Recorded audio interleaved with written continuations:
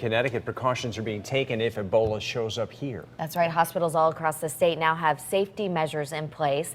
News 8's medical reporter Jocelyn Memento live tonight in News 8 Control. She got an up-close look at what one major hospital right here is doing to protect both patients and staff. Jocelyn? And we've been hearing how hospitals across the country and in our state are getting prepared for a potential Ebola case. So I wanted to find out what Yale New Haven Hospital was doing, and it turns out they are taking steps far above what the CDC is recommending.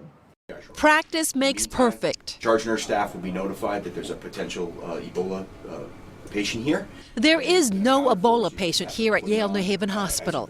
This is just a drill in case there ever is one. It starts with questions by the triage nurse in the emergency department. What part of Africa are you in, sir? A temperature check shows the person playing the role of a patient has a high fever. That triggers a coordinated response. Only staff trained to suit up and care for a potential Ebola patient is called in. Don McMillan, Emergency Management Coordinator. We had an experience with a viral hemorrhagic fever back in 1994.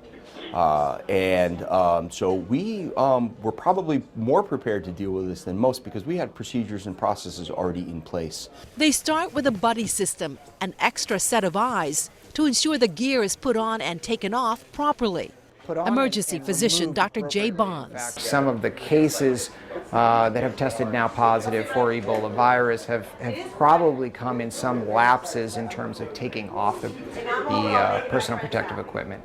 Blood samples taken from a possible Ebola patient are handled with special care. They go down by a courier, they don't go down with any other laboratory specimens, and they're run on separate equipment. And every patient who comes through here is asked about fever, travel, and if they've been in contact with an Ebola patient.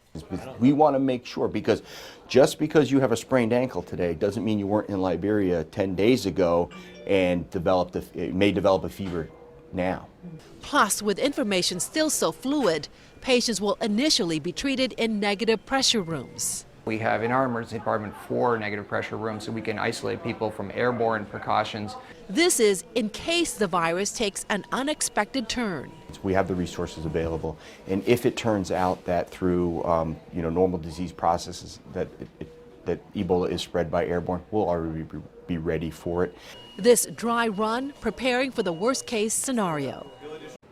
Don McMillan says the biggest concerns identifying patients as well as people exposed to them, isolating them, then communicating so everyone takes the proper precautions. The hospital also has a stockpile of the personal protective equipment in case there is a public health emergency. Darren?